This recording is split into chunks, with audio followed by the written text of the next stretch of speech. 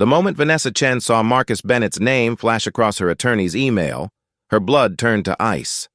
After 10 years of silence, 10 years of rebuilding herself from the wreckage he'd left behind, he was back, and he wanted $29 million. The sheer audacity made her hands tremble as she gripped her phone in her corner office on the 42nd floor of the Hancock Tower in Boston, overlooking the harbor where gray October clouds gathered like witnesses to an incoming storm. Marcus claimed he was entitled to half her fortune because they'd discussed business ideas during their relationship, ideas that supposedly formed the foundation of her now thriving tech security company, CipherGuard. The email was clinical, calculated, backed by a legal team from one of Manhattan's most aggressive firms. Vanessa set down her phone and stared at her reflection in the floor-to-ceiling window, seeing not the successful 35-year-old CEO in a charcoal blazer, but the broken 23-year-old girl Marcus had discarded like yesterday's newspaper when her startup dreams seemed too risky for his taste. If you're captivated by this story of resilience and justice, help this channel reach 1,000 subscribers by clicking that subscribe button right now.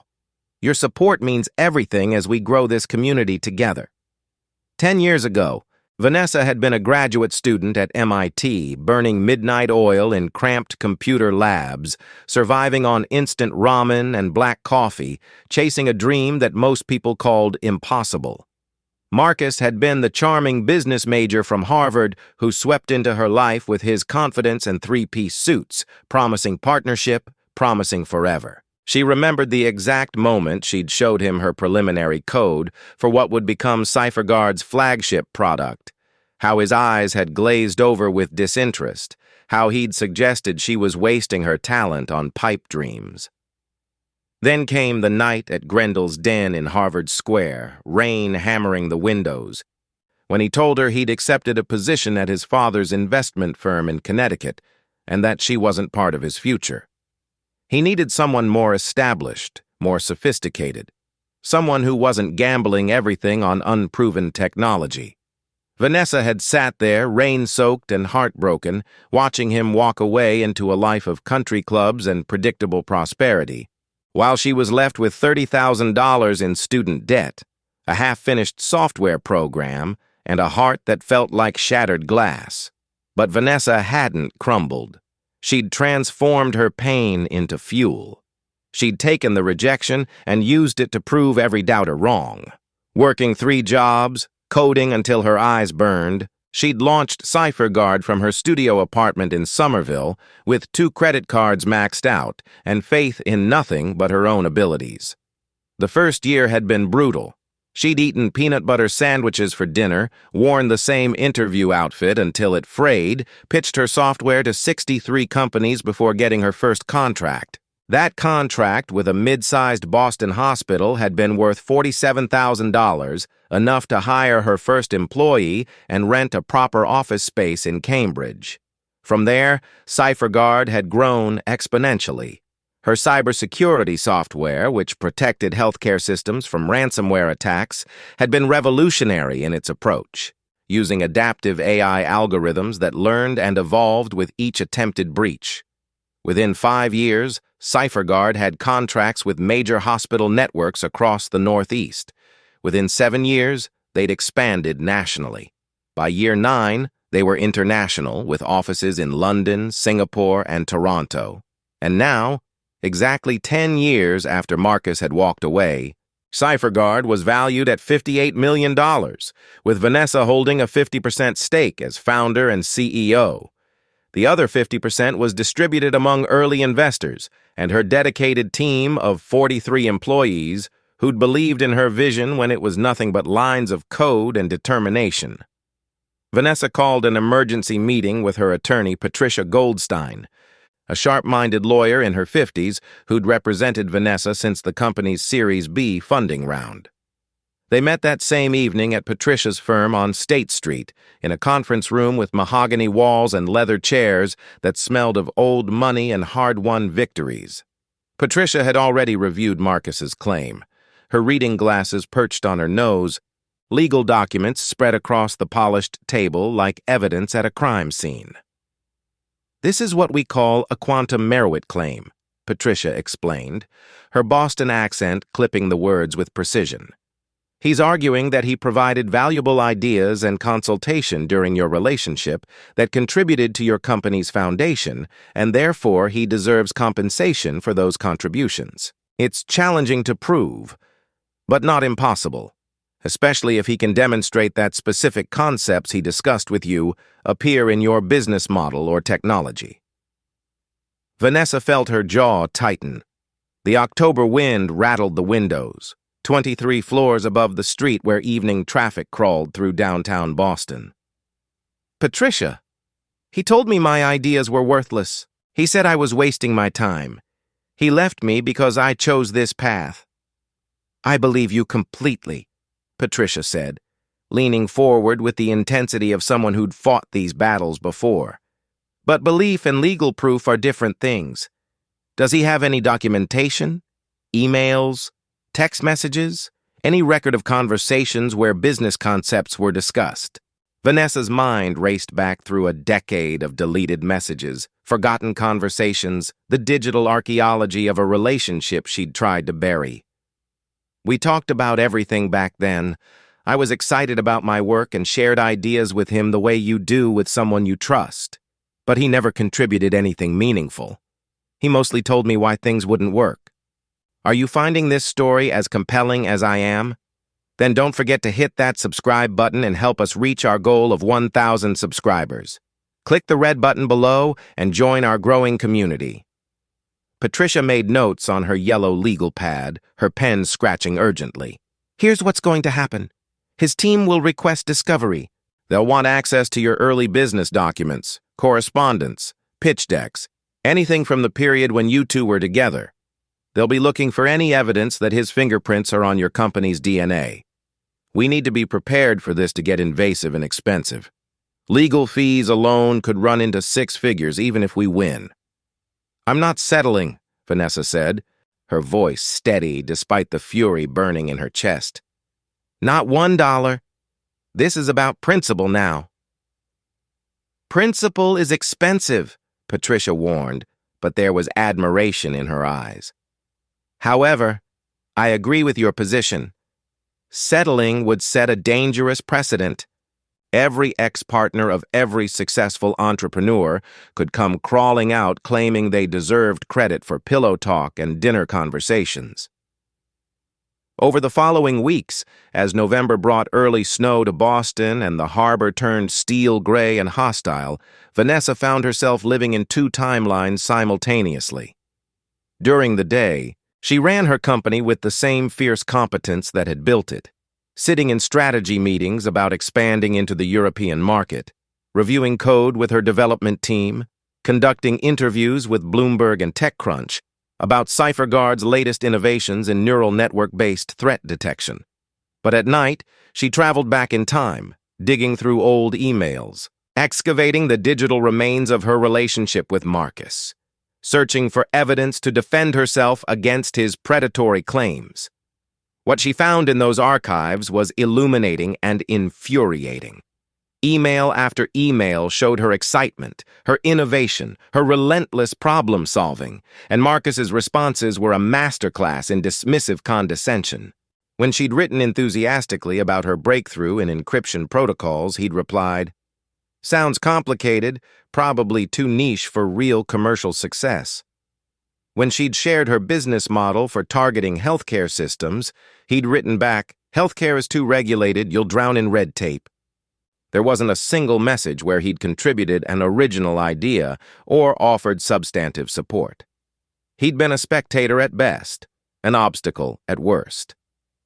Vanessa compiled everything into a comprehensive timeline document that spanned 47 pages.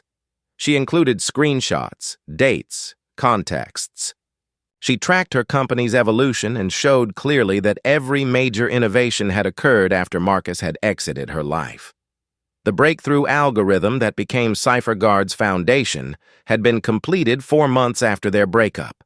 The business model had been refined 6 months later. The first investor pitch had happened 9 months after Marcus had told her goodbye in that Cambridge restaurant. Subscribe now if you're rooting for Vanessa in this battle. We're so close to 1,000 subscribers, and your click makes all the difference in supporting stories like this one. In December, depositions began. Marcus's legal team had rented a conference room at the Omni Parker House, that historic hotel where Boston's power players had been making deals since before the Civil War. Vanessa sat across from Marcus for the first time in 10 years. Patricia beside her, a court reporter in the corner capturing every word. Marcus had aged predictably, his hairline receding, his waistline expanding, his suit expensive but unable to disguise the softness of a man who'd never truly struggled. His eyes were the same, though, that calculating coldness she'd mistaken for confidence when she was young and naive. His attorney, a silver-haired litigator named Donald Sutherland, who billed $800 an hour, led the questioning with theatrical precision. Ms. Chen, during your relationship with Mr. Bennett, did you discuss your business concepts with him? Yes, Vanessa answered calmly, her hands folded on the mahogany table. Outside the window, snow fell silently on Tremont Street. And did Mr. Bennett provide feedback on these concepts? He provided opinions, yes, mostly negative ones. Donald smiled thinly. But he engaged with your ideas, discussed them, helped you think through various aspects? If by helped, you mean consistently told me why everything would fail, then yes. Marcus shifted in his chair, and Vanessa caught the flash of annoyance in his eyes. Good. Let him be uncomfortable. Let him feel a fraction of what he'd made her feel. The deposition lasted 6 hours, breaking only for a lunch that Vanessa couldn't eat. They questioned her about every conversation she could remember, every dinner where work had been discussed, every moment of their relationship that might be twisted into evidence of Marcus's supposed contribution. By the time Patricia called an end to the session, citing exhaustion and the late hour, darkness had fallen over Boston, and the city lights reflected off the snow-covered common across the street. You did well, Patricia said as they walked to her car in the underground garage, their breath fogging in the December cold. You stayed calm. You didn't let them rattle you. That's crucial. But Vanessa didn't feel calm. She felt violated, as if Marcus had reached across a decade to steal from her again. This time, though, he wasn't just taking her heart. He was trying to steal her accomplishments, her sacrifices, the company she'd built from her own blood and brilliance. January brought Marcus's deposition, and Vanessa attended with grim determination. This time, Patricia was the one asking questions, and she was merciless. In that same conference room at the Parker House, with weak winter sunlight struggling through the windows, Patricia systematically dismantled Marcus's claims. Mr. Bennett, can you describe, in specific technical terms, what contributions you made to what became CipherGuard's core technology? Marcus faltered, glancing at his attorney. I provided strategic guidance, helped Vanessa think through market positioning. Can you give me one specific example of this strategic guidance? There were many conversations over several years. One example, Mr. Bennett. Just one. The silence stretched. Marcus adjusted his tie, cleared his throat. I suggested she focus on healthcare rather than financial services. If this story has you on the edge of your seat, show your support by subscribing to our channel. We're building something special here, and we need just a few more subscribers to hit that 1,000 mark. Click subscribe now. Patricia pulled out a printed email, slid it across the table. This is an email from you to Ms. Chen dated March 15th, 10 years ago. You wrote, and I quote, "Healthcare is too regulated, you'll drown in red tape." Does this sound like you suggested focusing on healthcare? Marcus's face reddened. That was taken out of context. What context? It was a casual conversation. I was playing devil's advocate. Patricia produced another document. This is Ms. Chen's original business plan, dated 7 months after your relationship ended. It clearly identifies healthcare as the target market. Can you show me any documentation, any email, any text message, anything at all, where you suggested this strategy before she wrote this plan? Marcus had nothing. His attorney called for a break, and when they returned, Marcus's story had shifted. Now he claimed his contributions were more philosophical, about general business strategy and entrepreneurial mindset. But Patricia was prepared for that too. She showed emails where he'd discouraged Vanessa from entrepreneurship entirely, suggesting she take a stable corporate job instead. She presented witnesses, former mutual friends who testified that Marcus had openly mocked Vanessa's startup dreams at parties, called her project a cute hobby that would never amount to anything. By the time his deposition ended 4 hours later, Marcus looked deflated. His legal team's confidence had evaporated like morning fog on the Charles River. But the legal battle dragged on through winter and into spring. Marcus's attorneys were expensive and persistent, filing motion after motion, requesting document after document, burning through money and time like it was infinite. Vanessa's legal bills climbed past $200,000. The stress was crushing. She lost weight, slept poorly, snapped at employees she valued. Her board of directors began expressing concern that the lawsuit was becoming a distraction from running the company. In April, with cherry blossoms blooming along the Commonwealth Avenue Mall and Boston finally shaking off winter's grip, Patricia called with news. They want to meet.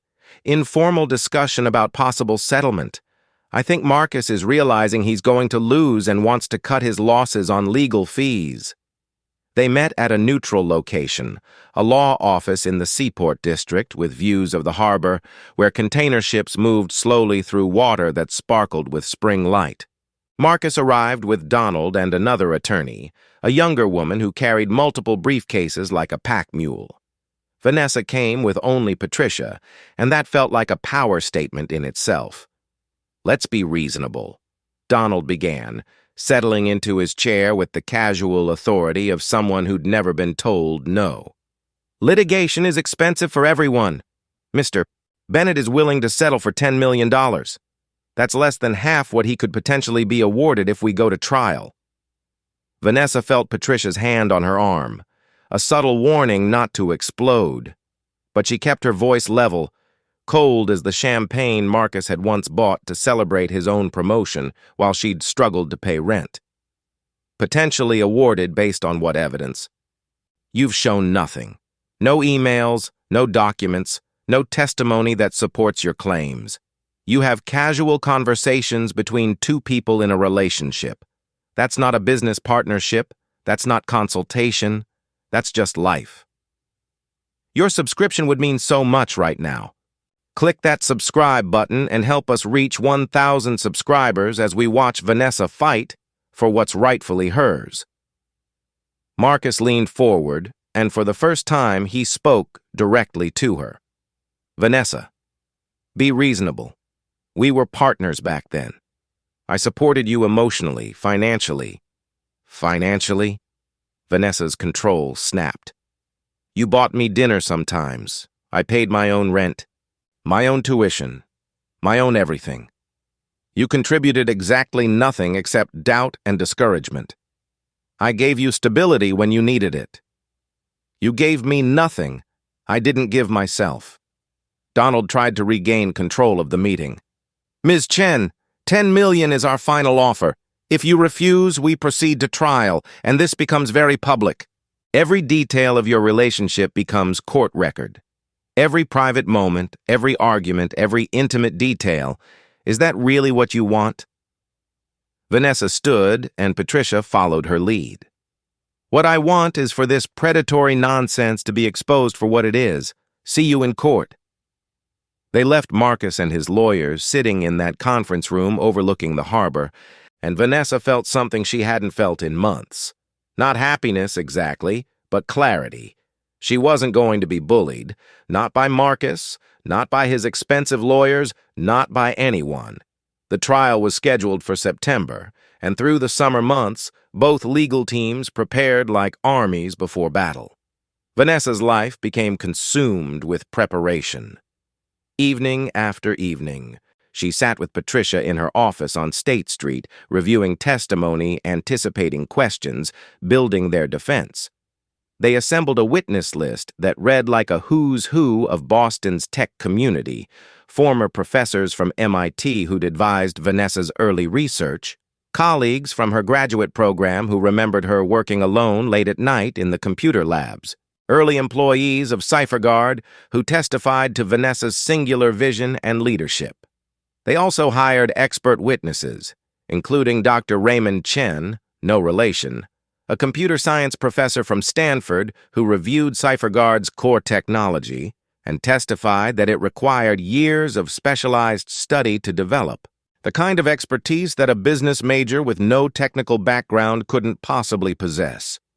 They brought in a business valuation expert who demonstrated that CipherGuard's value came primarily from innovations and contracts secured at least 2 years after Vanessa and Marcus's relationship had ended.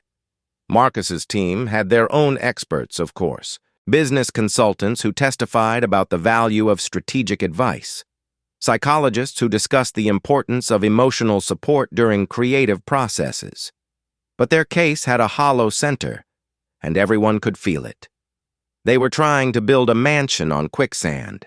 September arrived with that special quality of New England fall, when the air turns crisp and the light becomes golden and everything feels both ending and beginning.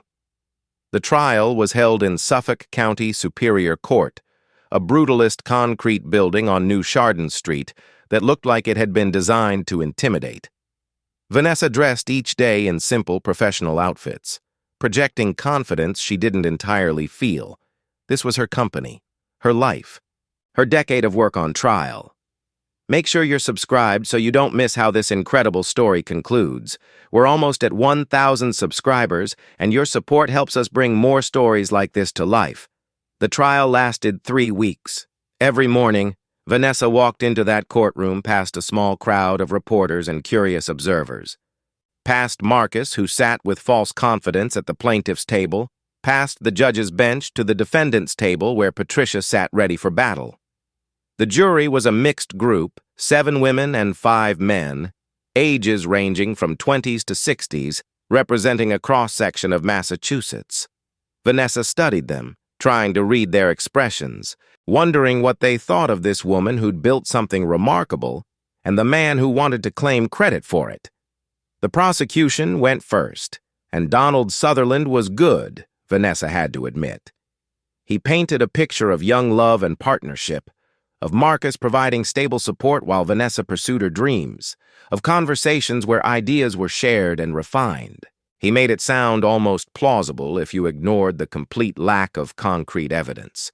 He emphasized that some of CipherGuard's target market strategies had been discussed during their relationship, suggesting that these conversations had planted seeds that later flowered into Vanessa's business model.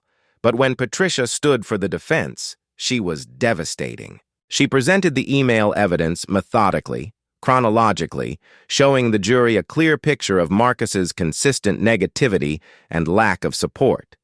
She called witnesses who testified to Vanessa's singular dedication, her isolation during the critical development period, her solo achievement. She presented technical experts who explained that the skills required to create CipherGuard's technology couldn't be learned through casual conversation, but required years of specialized education and practice that Marcus simply didn't have. Most powerfully, Patricia called Vanessa to testify. For 2 days, Vanessa sat in the witness box and told her story. She described the late nights alone in MIT's computer labs, the ramen dinners, the credit card debt, the fear and determination. She explained her technology in terms the jury could understand, showing how it protected hospitals and patients from cyber attacks that could literally kill people by disrupting medical devices or stealing patient data. She described her first major contract, won through 63 failed pitches and her refusal to give up. And she described Marcus's rejection, that night in the rain when he'd told her she wasn't good enough for his future. She didn't cry, though the memory still hurt. She simply told the truth in a steady voice while Marcus sat 30 feet away, unable to meet her eyes. "After Mr. Bennett ended your relationship," Patricia asked, "what did you do?" "I worked harder," Vanessa said simply. "I proved him wrong." The prosecution's cross-examination tried to rattle her to get her to admit that Marcus had contributed something, anything of value, but Vanessa held firm. She was polite, professional, and absolutely unshakable. Yes, they'd discussed her work. No, he hadn't contributed meaningful ideas. Yes, he'd given opinions. No, those opinions hadn't shaped her company's direction. In fact, most of his advice, had she followed it, would have led her in exactly the wrong direction. Hit that subscribe button right now if you want to see justice served.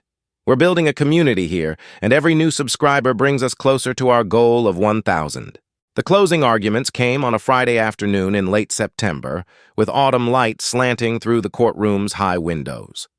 Donald made one last attempt to convince the jury that casual conversations constituted valuable consultation, that emotional support during creative processes deserved financial compensation.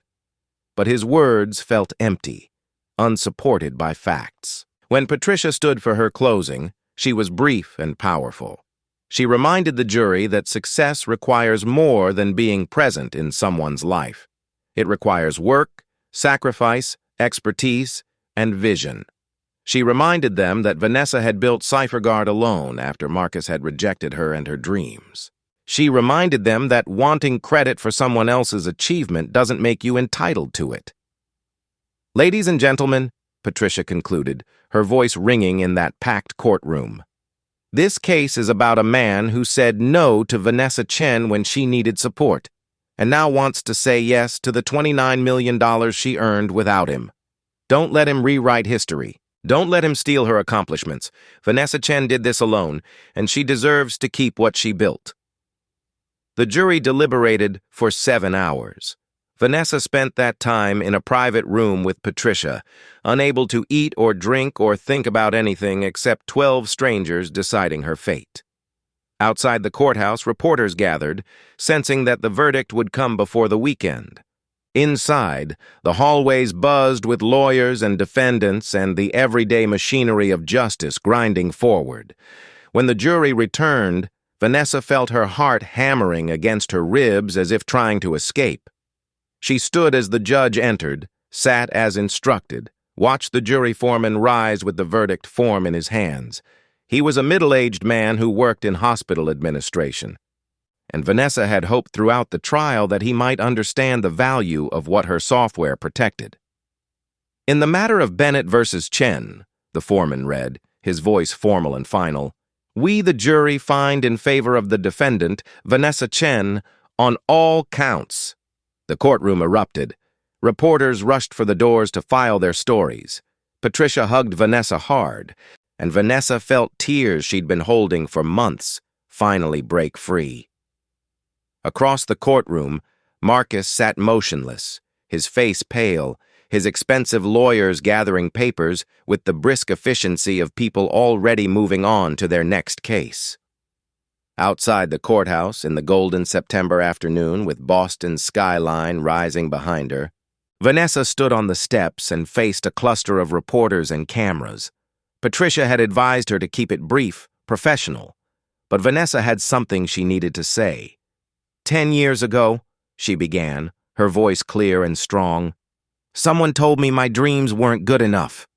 Today, a jury told him he wasn't entitled to steal those dreams now that they've come true. This case was never really about money. It was about the principle that your accomplishments belong to you, that the work you do, the sacrifices you make, the vision you fight for, those things can't be claimed by someone who wasn't there when it mattered. I built CipherGuard alone, with the help of incredible employees and investors who believed in me when others didn't. That's my truth. And now, it's the jury's truth, too. Subscribe now and be part of this amazing community. Click that button and help us celebrate reaching 1,000 subscribers together. The reporters shouted questions, but Vanessa just smiled and walked away, Patricia beside her, both of them heading toward Patricia's car and the rest of Vanessa's life, finally free of Marcus's shadow. The aftermath was swift and satisfying. Marcus's legal team filed no appeals. Even they could see there was no ground to stand on. Marcus himself disappeared from public view, though Vanessa heard through mutual acquaintances that he'd returned to Connecticut, his reputation significantly damaged.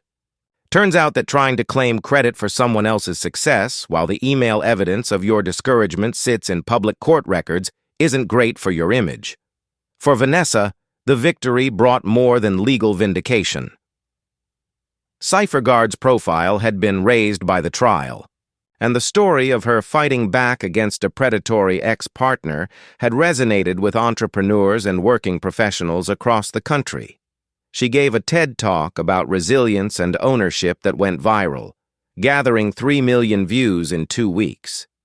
Business magazines wrote profiles celebrating her determination, and most importantly, her company continued thriving, securing new contracts with hospital systems in Japan and Germany, expanding into protecting critical infrastructure for energy companies. On a cold November evening, exactly 1 year after Marcus's lawyers had first contacted her, Vanessa stood again in her corner office overlooking Boston Harbor, watching snow begin to fall over the city lights. Her phone buzzed with a message from Patricia. Marcus officially withdrew all claims today. It's completely over. Vanessa poured herself a glass of wine, the good stuff she'd been saving for this moment, and toasted her reflection in the dark window. That broken 23-year-old girl from 10 years ago felt very far away now.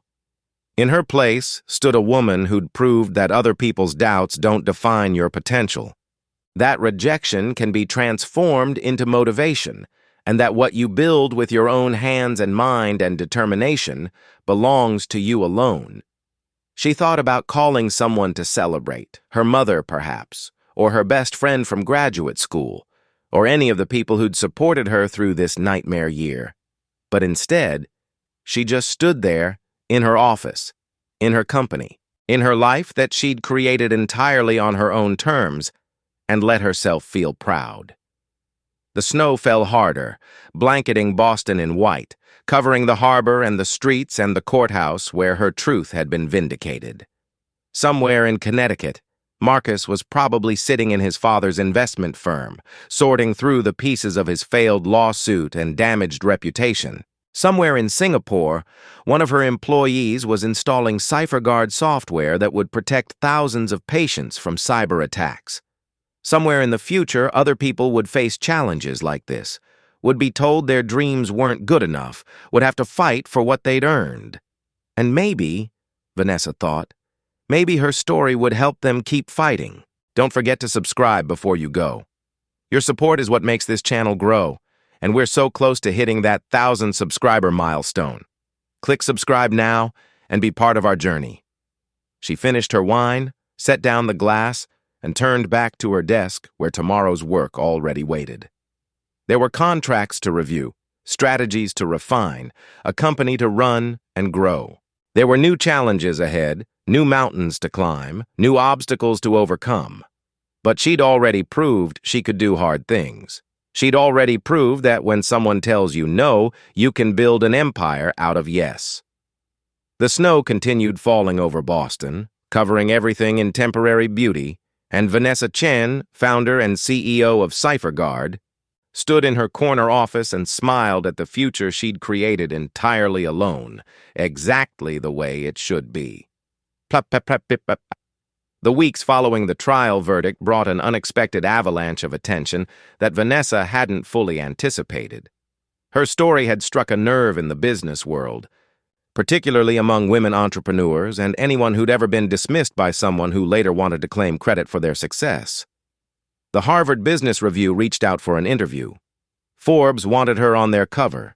Silicon Valley podcasters begged for her appearance. And through it all, CipherGuard's stock value climbed steadily. Investors apparently impressed by a CEO who would fight for principle even when settlement would have been easier. But the most surprising contact came on a Tuesday morning in December, when Vanessa's assistant knocked on her office door with an unusual expression, somewhere between confusion and amusement. "There's a woman here to see you. She says she's Marcus Bennett's ex-wife. She doesn't have an appointment, but she's very insistent that you'll want to hear what she has to say." Vanessa set down her coffee, intrigued despite herself. "Send her in." The woman who entered was about Vanessa's age, polished and professional in a navy dress and heels, with auburn hair pulled back in a sleek ponytail. She extended her hand with a firm grip and a smile that held secrets. "Catherine Morrison. Well, Catherine Bennett for 6 miserable years, but I took my maiden name back the second the divorce was final. Thank you for seeing me without notice." "I'll admit you've got my attention," Vanessa said, gesturing to the chair across from her desk. Through the windows, the harbor was choppy with December winds, whitecaps visible even from 42 floors up. Catherine settled into the chair with the confidence of someone who'd made a decision and wouldn't be swayed from it. "I've been following your trial very closely. Every word of testimony, every piece of evidence. And I wanted you to know something that might bring you satisfaction, though it won't surprise you. Marcus tried the exact same thing with me. If you're fascinated by this twist in the story, make sure you're subscribed to our channel. We're so close to 1,000 subscribers, and your support keeps stories like this coming. Hit that subscribe button now." Vanessa leaned back in her chair, studying this unexpected visitor. "He sued you?" "Not quite, but close. We met 5 years ago at a charity gala in Greenwich. I was running a successful consulting firm that specialized in organizational development. Marcus was charming, attentive, said all the right things about wanting a partner who was his intellectual equal. We married within a year, and almost immediately, things changed. He started suggesting that my firm would benefit from his business expertise. He wanted his name added to the company documents. He pushed for a financial restructure that would give him equity despite contributing nothing. "Let me guess," Vanessa said, feeling an uncomfortable kinship with this stranger. "When you refused, the marriage deteriorated. Spectacularly, he became controlling, dismissive of my work, constantly suggesting that my success was somehow due to his presence in my life. The final straw came when I landed a major contract with a Fortune 500 company, and he told people at a dinner party that he'd helped strategize the pitch. He hadn't. He didn't even know the details of the project. When I confronted him, he said I was being ungrateful, that wives should share credit with their husbands." Catherine's jaw tightened at the memory. "I filed for divorce the next week. He tried to claim that my firm's growth during our marriage entitled him to a portion of its value." "What happened?" "We settled because my lawyers advised it would be cheaper than prolonged litigation. I gave him $200,000 just to make him go away. It was a fraction of what he wanted, but it still felt like being robbed. I've regretted that settlement every day since." Vanessa felt anger burning in her chest, not for herself, but for this woman across from her, for every person who'd been bullied into surrendering what they'd earned. "I'm sorry that happened to you." "Don't be sorry," Catherine said, and now her smile turned sharp, satisfied. "Because watching you fight him in court, watching you refuse to settle, watching a jury publicly declare that he's a predatory fraud, that was the vindication I needed. You did what I should have done. You didn't let him rewrite your history." They talked for another hour, comparing notes on Marcus's patterns, his manipulations, the way he sought out successful people and tried to attach himself to their achievements like a parasite. Catherine shared stories that made Vanessa's skin crawl, moments of gaslighting and financial manipulation that went beyond what Vanessa had experienced. By the time Catherine left, they'd exchanged numbers and a promise to stay in touch. Two women united by the experience of being targeted by the same predator. Subscribe to our channel right now if you believe in supporting each other against those who try to steal our achievements. Every subscription helps us reach that 1,000 subscriber goal. That evening, Vanessa sat in her Back Bay apartment, A renovated brownstone she'd purchased 3 years ago when CipherGuard's success had become undeniable. The apartment was everything her cramped Somerville studio hadn't been. Spacious, elegant, filled with art and books and furniture that didn't come from IKEA. She'd earned every square foot of it. But Catherine's visit had stirred something uncomfortable in her, a recognition that Marcus's attempt to exploit her wasn't an isolated incident of personal vindictiveness. It was a pattern, a strategy, possibly even a lifestyle. She pulled out her laptop and began researching, curiosity morphing into investigative determination. What she found, after 2 hours of digging through society pages, LinkedIn profiles, and business filings, was disturbing.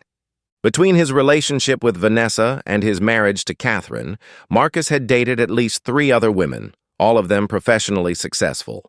A real estate developer in Stamford, a medical device inventor in Boston, a restaurant owner in Providence. And in each case, the relationships had ended badly, with whispers of financial disputes and claims of contribution to the women's businesses.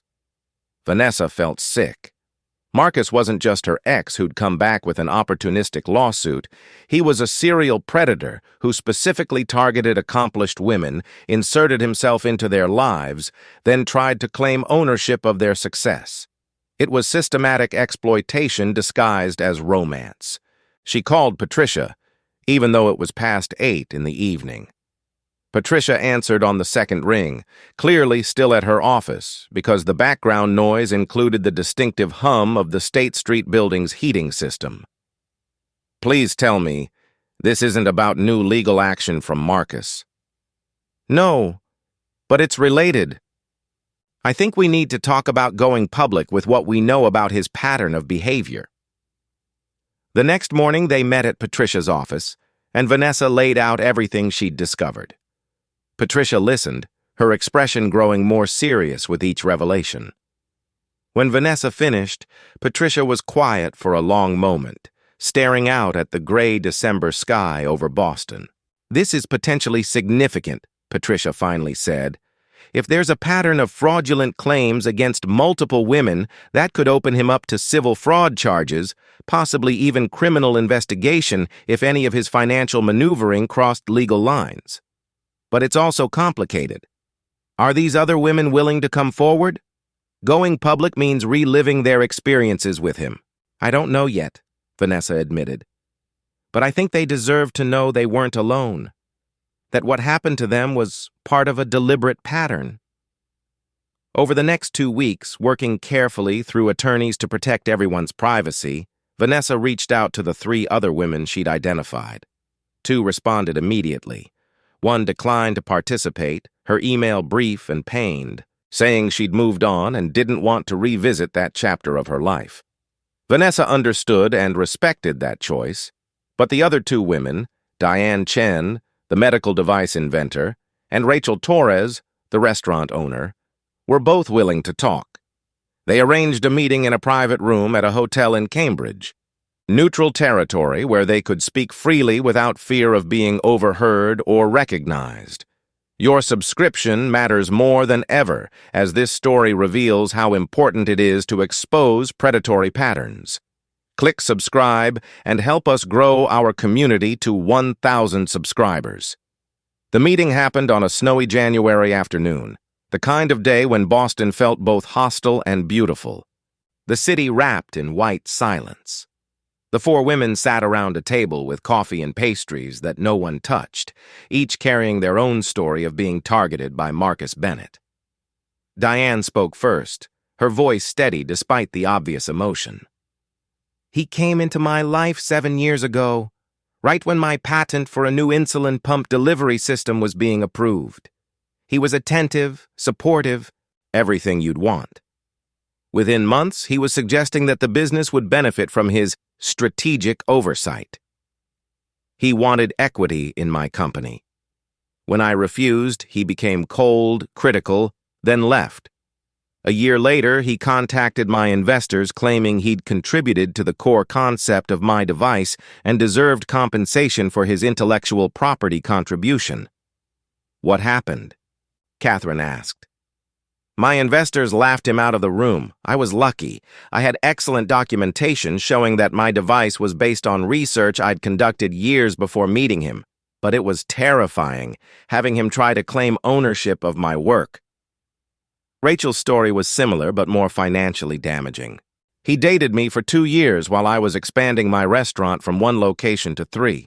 He was charming, always talking about our future and our business. I was stupid enough to add him as a consultant on paper, paying him a small monthly fee, thinking it would make him feel included. When I ended the relationship because I discovered he was cheating, he sued for a percentage of my restaurant's value, claiming he'd been a key business partner. I had to settle for $350,000 because I'd been foolish enough to give him that consultant title. The room fell silent, except for the muffled sound of traffic on Memorial Drive outside. 4 women, all accomplished in their fields, all targeted by the same man using the same playbook. Find successful women, insert himself into their lives, claim credit for their work, then try to profit from their achievements. "We need to do something," Vanessa said quietly. "Not just for us, but for whoever he targets next, because there will be a next victim if we don't stop him." They discussed their options carefully. Criminal charges would be difficult to prove without evidence of explicit fraud. Civil action was possible but expensive and emotionally draining, and they'd already been through enough. What they needed was public exposure, a way to warn others and ensure Marcus's pattern of behavior became part of the public record where future victims could find it. Patricia suggested writing a detailed article for a major publication, something that would document the pattern without being libelous. She had contacts at the Boston Globe who might be interested in the story, but it would require all of them going on record, attaching their names and reputations to the accusation. "I'll do it," Vanessa said immediately. "I already testified in open court. My story is already public record." "Me too," Catherine added. "I'm done protecting his reputation at the expense of my own truth." Diane and Rachel looked at each other, then nodded. "We're in," Diane said. "This needs to be told. Make sure you're subscribed so you don't miss what happens next. Your support by clicking that subscribe button means everything as we work toward our goal of 1,000 subscribers." The Boston Globe article ran on the front page of the business section in February under the headline, "Pattern of Predation: How One Man Systematically Targeted Successful Women Entrepreneurs." The reporter, an investigative journalist named Sarah Chen, had done exhaustive research, interviewing all 4 women, reviewing court documents from Vanessa's trial, examining business filings and financial records. The article was devastating in its detail and unimpeachable in its documentation. It described Marcus's methodology with clinical precision: identify successful or promising women entrepreneurs, pursue romantic relationships with them, insert himself into their professional lives, then attempt to claim financial benefit from their success either during or after the relationship. The article included direct quotes from all 4 women, their stories laid out side by side to show the undeniable pattern.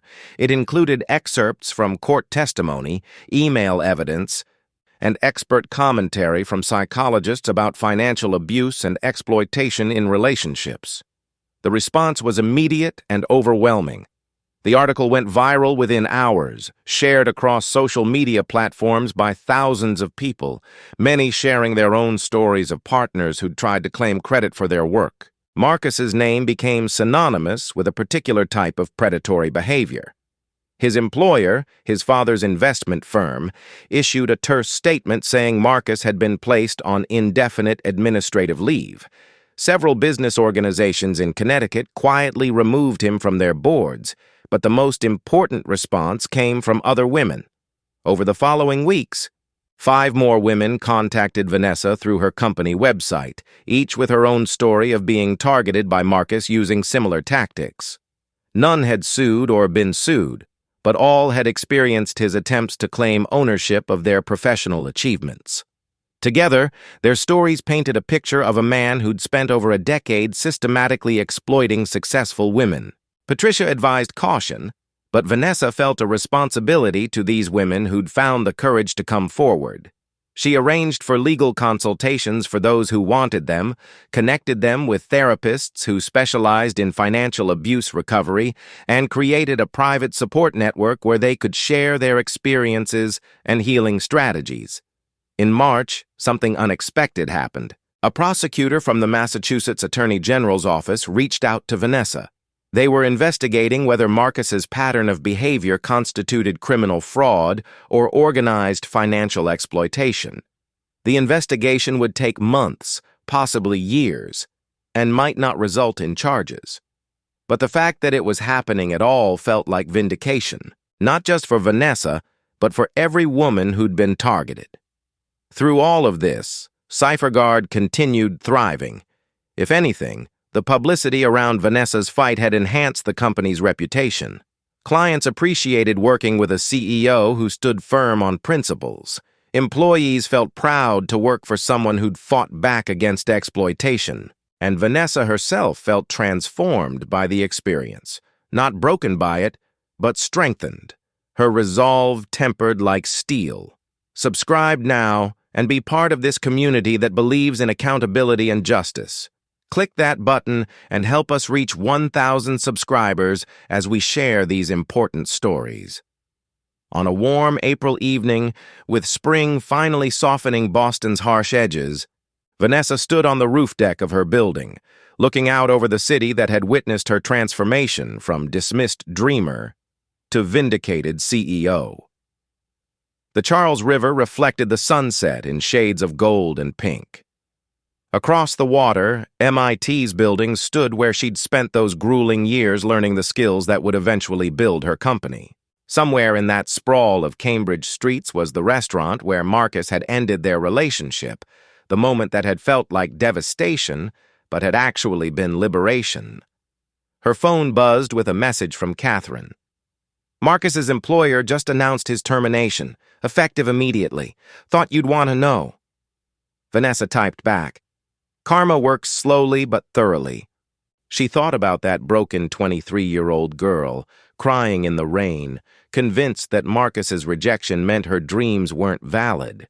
She wished she could go back and tell that girl what would happen over the next 10 years, that the rejection would be the best thing that ever happened to her, that she'd build something extraordinary entirely on her own, that the man who dismissed her would one day try to steal credit for her success and fail spectacularly, that his predatory pattern would be exposed and his reputation destroyed while hers continued to rise.